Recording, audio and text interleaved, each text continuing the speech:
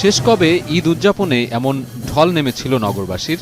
উত্তর খুঁজতে হয়তো হিমশিম খেতে হবে।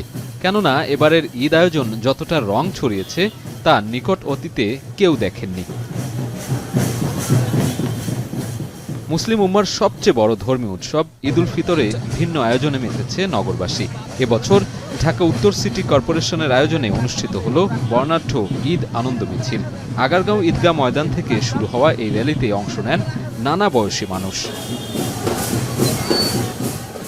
হাজার বছরের ইসলামী ঐতিহ্যকে নতুন করে তুলে ধরা হয় এই বর্ণাঢ্য আনন্দ মিছিলের মাধ্যমে।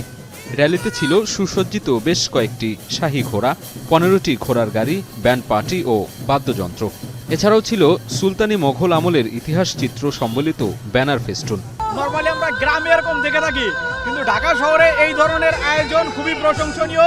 যারা আয়োজন করছে তাদের খুবই ধন্যবাদ। মানুষ বাসায় বসে ঈদের আনন্দ করে, কিন্তু আজকে কি হচ্ছে যে মানুষ বাহিরে এসে খুবই আনন্দ হচ্ছে, একে অপরের সাথে দেখা হচ্ছে, কথা হচ্ছে। এটা আসলে ঈদের আনন্দ এভাবেই হওয়া উচিত যে আমরা ফ্যামিলির সহিত যে সবাইকে নিয়ে ঈদ উদযাপন করতে পারতেছি। এখানে ধনী গরিব সবাই একাকার মিশে ঈদ উদযাপন করতেছি। আসলে আমাদের ঈদ কিভাবে হয়, আমাদের ঐতিহ্য কি, মোগল ঐতিহ্য কি, আসলে এই সবকিছু মিলে খুবই ভালো লাগছে। সবাইকে ঈদের শুভেচ্ছা, ঈদ মোবারক। এর আগে কখনো এরকম উৎসব মুখর পরিবেশে এরকম ঈদ উদযাপন করা দেখি নাই, মানে ঈদ ঢাকায় পালন করলেও, কিন্তু এবার বাচ্চা কাচ্চা সবাইকে নিয়ে একসাথে ঈদ পালন করতে পারছি, এটা খুব ভালো লাগছে। সত্যি অনেক সুন্দর হয়েছে, এর আগে কখনো এইভাবে দেখা হয়নি।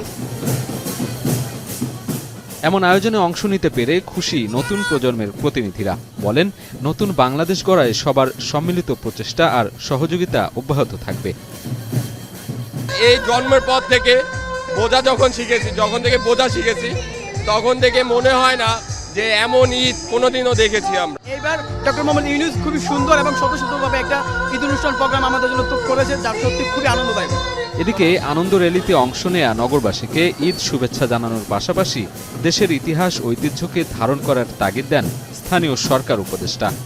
আমাদের 2 দিন ব্যাপী ঈদ মেলা চীন মৈত্রী সম্মেলন কেন্দ্রের প্রাঙ্গণে অনুষ্ঠিত হচ্ছে।